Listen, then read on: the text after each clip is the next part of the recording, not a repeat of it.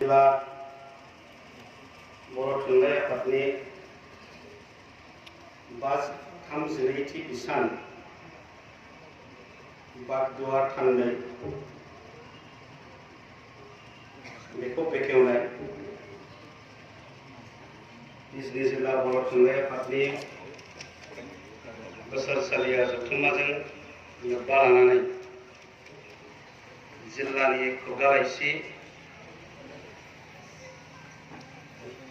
बागदुवा थान्दै बेखौ बेखेवनाय आरो गेवलां मेलनि मानगोनां आफादगिरि गेवलां मेल बेखेवगिरि आलासि सिडली समस्तिनि एमएलए गेवलां मेलनि गाहाय आलासि बर' थुनलाइ आफादनि मानाव गेदेर लेङाइ आफादगिरि साफ्रोमबो आलासि नोंथांमोन बोसोरफ्रोमबो दिहुनबोबाय थानाय बागदुवा थान्दै बियो देग्लाय 32थि बिसान जाबाय। बिनि मासिगिरि डक्टर गगन ब्रह्म कसारी, गाहाय सुजुगिरि डक्टर इन्द्रजित ब्रह्म, लोगो सुजुगिरिफोर अनिला बसुमतारी, सदानन्द दैमारी, ललित महन बसुमतारी गासैनिसिमबो गावसोरनि एंगारहायै खामानिखौ दोनथ'नानै बे लाइसिखौ देग्लायबो आबुं महर होनायनि थाखाय बिथांमोननो साबायखर होबाय। बेजोंनो लोब्बा लानानै गुसुं बुंनानै आंनि हाबाफारिखौ फोजोबनो सानदों। देग्लाय बिजनि जिल्ला बर' थुनलाइ आफादनि बोसोरसालिया जथुम्माया गोजान आमथेखायाव जाफैनायखाय बिजनि जिल्ला नङाबादि मोनफ्रामफैदों। दा नोंथांमोननि बे ओनसोलाबो साब डिभिजन जिल्लाखाय बा बागदुवाराव गोग्लैयोखाय बा बिजनि जिल्लायाव गोग्लैयोखाय बे जथुम्मा बेवहाय जाफैदों। मानसिफोरखौ फैबावगोनदां नंदोंमोन, जामाबो एराबो बेनो बे दङ दासिम। बागदुवा थान्दैया गोदान गोजाम आरो गुबुन गुबुन बिथिङाव लिरग्रा खन्थाइगिरि, रायथाइगिरि, सल'गिरि, थुनलाइगिरि गासैनिबो मोनसे प्लेटफर्म, मोनसे मेडिया। बे बागदुवारावनो लिरनानै माब्लाबा सल' लिरनानै, माब्लाबा खन्थाइ लिरनानै, माब्लाबा सल'मा लिरनानै, माब्लाबा थुनलाइ लिरनानै, रायथाइ लिरनानै दिनै गगन ब्रह्म कसारी मोना लिरगिरि, उमेश ब्रह्म मोना लिरगिरि, इन्द्रजित ब्रह्म मोना लिरगिरि, कीर्जज्योति बसुमतारी मोना खन्थाइगिरि, अनिला बसुमतारी मोना खन्थाइगिरि, रुपनाथ हाज'वारी मोना लिरगिरि। बे बागदुवारावनो लिरबोनानै बेनिखायनो बे बागदुवा थान्दैया दिनैसिम 32 बिसान गोजाम लिरगिरिफोरनो गावनि गोसोनि मोन्दांथिखौ लिरनानै फोरमायनो खाबु होबोबाय आरो गोदान लिरगिरिफोरनोबो थुनलाइ आयदायाव सरसा खालामनो, लिरजेननो खाबु होबोबाय। बेनि थाखाय बिजनि जिल्ला बर' थुनलाइ आफादनि गोजाम आरो आथिखालनि सुजुगिरि, दैदेनगिरि बिथांमोननो साबायखर आरो खुलुमनायखौ बावहरबाय। क'क्राझार कलेज बड' स्टुडेन्ट इउनियना बोसोरफ्रोमबो गांसे बेबायदिनो खुगा लाइसि एबा मेगाजिन बहनो। बे मेगाजिननि मुङा जाबाय अनजिमा। बे अनजिमायाव लिरनानैनो ब्रजेन्द्र कुमार सारमोना थुनलाइगिरि, गोबां बर'नि गागि दैदेनगिरिफोर थुनलाइगिरि खन्थाइ जाथों, सल' जाथों, रायथाइ जाथों, गुबुन गुबुन बिथिङाव नीलकमल मोना सल'गिरि बे अनजिमायाव लिरबोनानैनो अनजिमाखौ सुजुवामोनबा,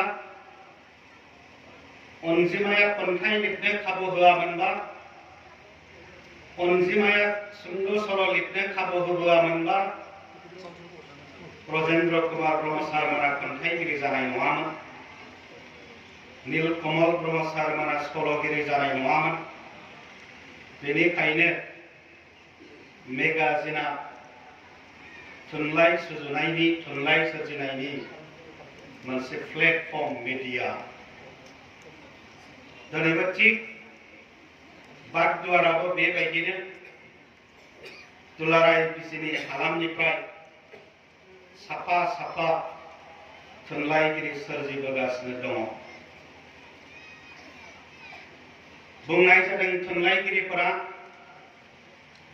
थुनलाइया गंसे आयना। आयनायाव नायोबा आंनि मोखाङा गोसोम ना गुफुर, आंनि मोखाङाव सारमाय दङना गैया, आं बोराय जाखोना सेंग्रायैनो दङ, बेखौ नुयो।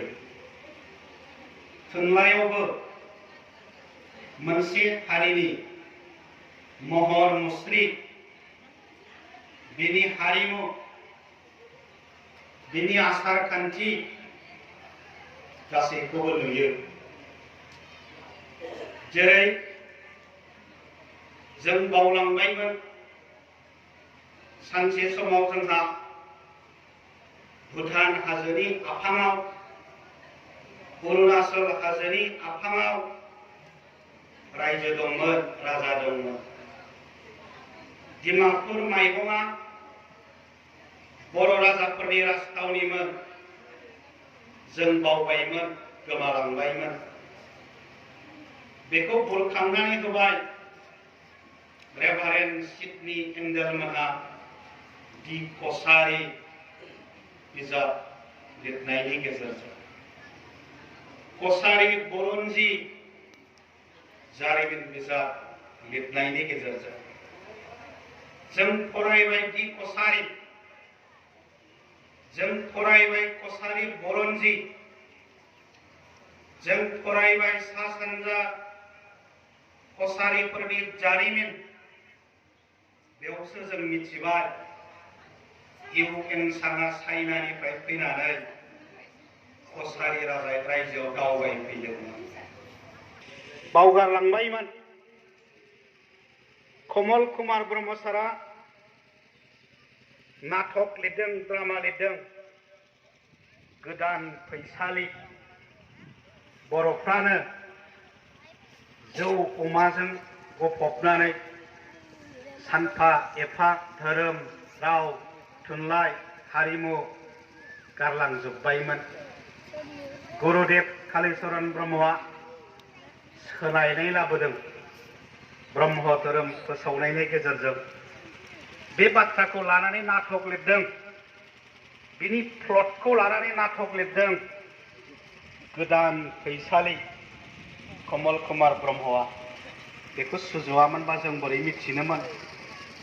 दिनै जों मिथिफिनबाय। गंगार राजाया जोंनि हायेनाव फैनानै खाजोना खांफैयोमोन, माइ माइरं बुथुमनानै लाङोमोन। माइ माइरंआ बुरजा जाबाय, गारि गैया, मटर गैया, माजों लांनो? गंगा रायजोसिम बानलांग्रा सासे सख्ल' बख्ल' दाद बर' सेंग्रा सासे नांगौ, बियो बानलांनांगौ, बानलांनायनि बिबानखौ लानांगौ। जै बिबानखौ होजाबाय गाबबाबो गला, बाननानै लांनांबाय गंगा रायजोसिम, आरो बेहा फैफिननो मोनला, अराय समनि थाखाय बान्दा। जों जोबोद जाम्बामोन, गंगारफोरजों थगायजायोमोन। नोंसोर सिरि मोनदो होननो नागिरदों, नीलकमल ब्रह्मआ लिरदों। बेखायनो मावरिया बे सल'नि गेजेरजों जोंखौ फोजानानै होदों। बेनि उनाव जों सिरि मोनदों, आरो बेफोर थुनलाइया, बेफोर सल'माया, बेफोर सल'आ सुजुजानायखायसो, जोंनो फरायनो खाबु होनायखायसो दिनैनि बर'फ्रा सिरि मोनदों, सांग्रां जादों। बेखायनो थुनलाइयाव गासै बाथ्राफ्रा हाबनानै थायो। जारिमिन, सल', महर मुस्रि, हारिमु, आसार खान्थि, बेजों गावनि हारिखौ, गावनि हारिमुखौ फोसाबनो, सिरि मोनहोनो खाबु होयो। दिनै खाबु होदों। बागदुवाराबो बेखौनो मावगासिनो दं। दिनैसिम 32 बिसान आरो मावलांबाय थागोन। जोबनायाव सिबिजाथाव आइ आफा नोंथांमोन, थांनाय 2022, दा 2023 जाबाय। थांनाय 2022आव जोबसिथिं बे बोसोरसेया जोंनि बर'फोरनि थाखाय मानोबा बोरैबा मोजां रादाब लाबोनानै होफैदों।